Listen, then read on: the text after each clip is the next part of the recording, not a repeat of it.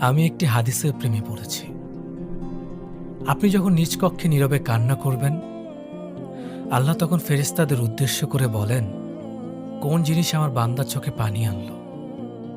ফেরেশতাগণ বলেন, আপনার বান্দা সুখে নেই, আপনার বান্দা অনেকদিন হাসেনি। এই বলে ফেরেশতাগণ কান্না করতে থাকেন এবং আল্লাহকে বলেন, হে আমার রব, আপনি জানেন আপনার এই বান্দার হৃদয়ে কি রয়েছে, অতএব আপনি তার জন্য সবকিছু সহজ করে দিন। আল্লাহ বলেন, আমার এই বান্দা জীবন থেকে এমন কিছু হারিয়ে ফেলেছে যা সে অধিক ভালোবেসেছিল।